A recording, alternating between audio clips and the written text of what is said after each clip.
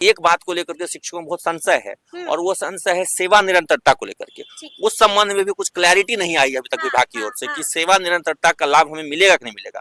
क्रिया का हम लोग बहिष्कार करेंगे और आगे भी इसके लिए सड़क पर हम लोग आंदोलन, जो ऐसा पूर्व में अभी हमने किया है, जैसे राज्यकर्मी के दर्जे के लिए हमने आंदोलन किया था, तो इस ट्रांसफर पोस्टिंग प्रक्रिया में सुधार के लिए और सेवा निरंतरता के लिए इन सब मुद्दों पर भी हम आंदोलन करेंगे। वो है अनुमंडल की बाध्यता हटाना, सेवा निरंतरता लागू करना, और असाध्य रोग और जो गंभीर बीमारियों से ग्रसित हैं, दिव्यांग हैं, उनके लिए भी गृह पंचायत नगर निकाय की बाध्यता को हटाना। ये हमारे तत्कालिक 3 मुद्दे हैं। नई ट्रांसफर पॉलिसी है, ये आधी खुशी आधी गम वाली पॉलिसी है। जी, जो अपने घर परिवार से बहुत दूर थे, अपने जिले से भी किसी दूर के जिले में थे, उनके लिए खुशी की बात है। जो महिलाएं हैं, दिव्यांग हैं, उनके लिए भी खुशी की बात है कि ये ट्रांसफर पॉलिसी आ गई। मतलब हजारों की संख्या में महिलाएं जो थी अपने घर परिवार से दूर रहने को मजबूर थी, दिव्यांग थे, अपने घर से बहुत दूर पोस्टेड थे। खास करके बीपीएससी टीआरई 1 और टीआरई 2 में जो पोस्टिंग हुई, उसमें बहुत सारी अनियमितता थी। जो रैंडमाइजेशन का प्रक्रिया अपनाया गया, उसमें शुरुआती दौर में बात थी कि मेरिट के आधार पर पोस्टिंग होगी, लेकिन मेरिट के आधार पर पोस्टिंग न होकर रैंडमाइजेशन कर दिया गया। इससे सब लोग अपने अपने घर से दूर दराज के इलाकों में चले गए। तो अब इस नियमावली के बाद वो अपने घर के पास आ जाएंगे। लेकिन इसमें अब जो गम वाला फैक्टर है वो ये है कि जो लोग वर्षों से अपने घर के आसपास में ही नौकरी कर रहे थे, उनको अपने घर 100 किलोमीटर 50 किलोमीटर दूर जाना पड़ेगा। तो जो नियोजित शिक्षक विशिष्ट शिक्षक बन रहे हैं सक्षमता परीक्षा दे करके, उनके लिए खास करके जो पुरुष वर्ग है उनके लिए गम का विषय है, गम देने वाली पॉलिसी है। और जो बीपीएससी टीआरई 1 और टीआरई 2 में बहाल है, उनके लिए खुशी देने वाली पॉलिसी है। अच्छा। तो ये मिक्स्ड पॉलिसी है, जिससे एक तबका खुश है और एक तबका नाराज है। और जो महिलाएं हैं, महिलाएं तो खैर दोनों संवर्ग में वो खुश हैं कि उनके लिए बाध्यता केवल गृह पंचायत या जहां वर्तमान में पोस्टिंग उस पंचायत या नगर निकाय की बाध्यता है, तो उनके लिए ज्यादा दिक्कत नहीं है। लेकिन जो नियोजित शिक्षक सक्षमता परीक्षा देकर के आ रहे हैं, जिन्होंने सरकार के वादे पर एक तरह से कहिए भरोसा किया, सरकार ने पहले क्या कहा कि भाई इनकी गुणवत्ता हम चेक करेंगे, क्वालिटी चेक करेंगे, तो क्वालिटी चेक करने के लिए एक परीक्षा लेंगे। तो पहले उसका विरोध हुआ, लेकिन फिर हम लोगों ने उसका समर्थन किया कि नहीं, चलिए अगर हमारी क्वालिटी पर कोई डाउट है सरकार को, जनता को, तो हम अपनी वो अग्नि परीक्षा देने के लिए तैयार हैं। और परीक्षा दी और शिक्षक पास हो गए। तो क्वालिटी को लेकर के जो डाउट्स थे वो तो खत्म हमने कर दिया, वो क्वेश्चन को परमानेंटली सेटल कर दिया कि क्वेश्चन को क्वालिटी को लेकर कोई डाउट नहीं है। अब ये बात आ रही है कि जब हमने सरकार पर इतना भरोसा जताया, उनकी बातों पर भरोसा करके उनके शर्तों को भी माना, अब फिर हमें इस तरह से परेशान क्यों किया जा रहा है? जो अपने घर के आसपास पोस्टेड हैं और अधिकांश की उम्र अब 50 के अप्रोचिंग है, या तो 50 पार कर चुके हैं या 50 के आसपास की उम्र है, उनको अपने घर परिवार से दूर किया जा रहा है, गृह अनुमंडल से दूर। तो ये जो अनुमंडल का टोटल स्ट्रक्चर है, एक तो वो बिहार में यूनिफॉर्म नहीं है। 8 ऐसे जिले हैं जहां एक ही, जमुई, बांका, शेखपुरा, जहानाबाद, अरवल, शिवहर, बांका, ये सारे ऐसे जिले हैं, और किशनगंज, 8 जिले ऐसे हैं जहां एक ही अनुमंडल है। तो अगर गृह अनुमंडल से बाहर क्या, इसका मतलब है वो बदल जाएंगे, एक बात। दूसरी बात, अधिकांश जिलों में जो अनुमंडल का बंटवारा है वो यूनिफॉर्म नहीं है। मैं आपको एक एग्जांपल सहरसा जिले का देता हूँ। सहरसा में एक सदर अनुमंडल में जो है वहाँ पे 7 प्रखंड है, और दूसरे अनुमंडल में मात्र 3 प्रखंड है। तो कैसे इस अनुमंडल को उस अनुमंडल में एडजस्ट हो जाएंगे? 7 प्रखंड के जो शिक्षक हैं वो 3 प्रखंड में एडजस्ट कैसे होंगे? नहीं हो पाएंगे। तब उनको फिर जिले से बाहर पोस्टिंग करनी पड़ जाएगी।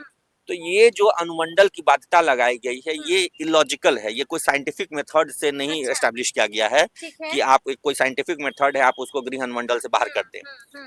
और पूर्व में भी मैं बताना चाहूंगा कि 2003 से पहले भी शिक्षकों की पोस्टिंग को लेकर के प्रखंड की बाध्यता थी कि गृह प्रखंड में पोस्टिंग नहीं होगी, लेकिन अनुमंडल वाली बाध्यता कभी नहीं रही।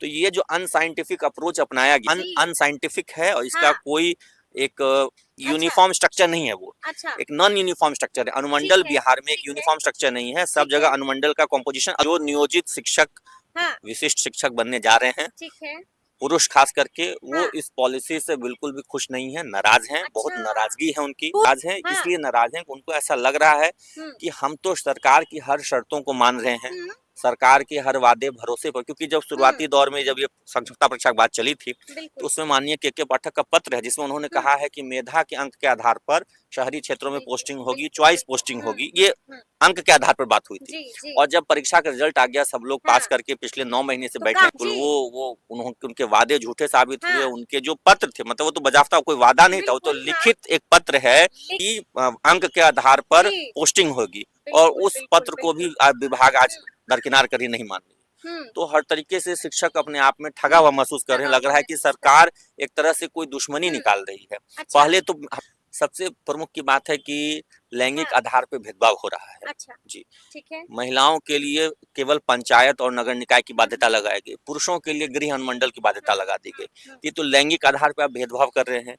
ठीक है, इसमें भी अगर मान लीजिए अनुमंडल के बदले प्रखंड भी रहता कि चलिए गृह प्रखंड में नहीं पोस्टिंग होगी तो उसको भी हम लोग स्वीकार कर लेते, लेकिन अनुमंडल एक नॉन यूनिफॉर्म स्ट्रक्चर है, तो ये सबसे हमारा मेजर कंसर्न है कि ये गृह अनुमंडल की बाध्यता हटाई जाए। उसके बाद अन्य भी कुछ छोटे छोटे इश्यूज हैं, जैसे कि जो दिव्यांग शिक्षक हैं, दिव्यांग शिक्षकों के लिए भी कह दिया कि नगर निकाय से बाहर, मान लीजिए कोई पटना में दिव्यांग शिक्षक है जिसका बोरिंग रोड में घर है, उसको कह दिया नगर निकाय में नहीं मिलेगा। इसका मतलब पटना नगर निगम क्षेत्र को कहीं नहीं मिलेगा, उसको या तो दानापुर जाना होगा या संपत चक या फुलवारी शरीफ, उसको तो फिर घर से 15-20 किलोमीटर दूर जाना पड़ रहा है। तो दिव्यांगों की पोस्टिंग तो घर के सबसे नजदीक वाले विद्यालय में होनी चाहिए थी। सेम कंडीशन आप असाध्य रोग से जो ग्रसित हैं, जिनको कहा गया कि कैंसर है, लिवर सिरोसिस है, किडनी फेलियर है, ऐसे शिक्षकों को भी आप अपने घर से दूर भेज रहे हैं, तो ये सब गलत है।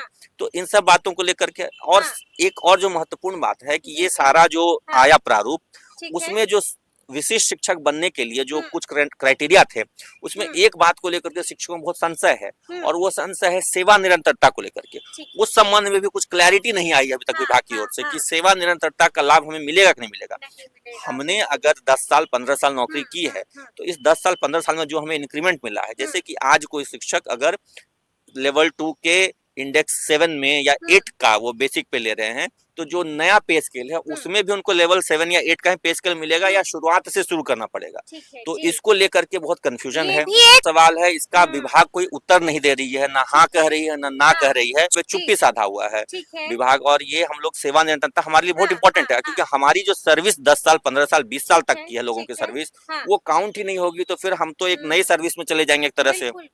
तो इसको लेकर के भी आक्रोश है, और सभी शिक्षकों ने, हमारी जो मीटिंग हुई है, बात हुई है रविवार को शिक्षकों से, सबका यही कहना है कि जब तक ये सारे मुद्दे नहीं सुलझेंगे, हम लोग इस पोस्टिंग की प्रक्रिया में अप्लाई नहीं करेंगे। कि गृह अनुमंडल की बाध्यता और सेवा निरंतरता, तो पहले तो है कि इस ट्रांसफर पोस्टिंग प्रक्रिया का बहिष्कार किया जाएगा। और बहिष्कार करने के बाद चरण क्रिया का हम लोग बहिष्कार करेंगे, और आगे भी इसके लिए सड़क पर हम लोग आंदोलन, जो ऐसा पूर्व में अभी हमने किया है, जैसे राज्यकर्मी के दर्जे के लिए हमने आंदोलन किया था, तो इस ट्रांसफर पोस्टिंग प्रक्रिया में सुधार के लिए और सेवा निरंतरता के लिए इन सब मुद्दों पर भी हम आंदोलन करेंगे। क्योंकि राज्यकर्मी के दर्जे के लिए जो हमारा आंदोलन था, उसका सरकार ने कहा था कि छोटी सी परीक्षा होगी, उसके बाद राज्यकर्मी बन जाएंगे। अब सरकार जो इस तरह की बाध्यता ला रही है कि अनुमंडल से बाहर हो जाइए तो आपको सेवा निरंतरता मिलेगा कि नहीं मिलेगा, इसकी कोई गारंटी नहीं है, तो इन सब मुद्दों से आक्रोश उत्पन्न हो रहा है, और सभी संगठन भी एकजुट हो रहे हैं। शिक्षकों के अंदर भी इस आंदोलन की एक लौ जल रही है, और जानती ही हैं आप कि अगले साल विधानसभा चुनाव आने वाला है, और ये इतिहास रहा है पिछले 2 टर्म से, 2015 में भी और 2020 में भी, कि विधानसभा चुनाव वाले साल में यहाँ के स्कूलों में हड़ताल होता आया है।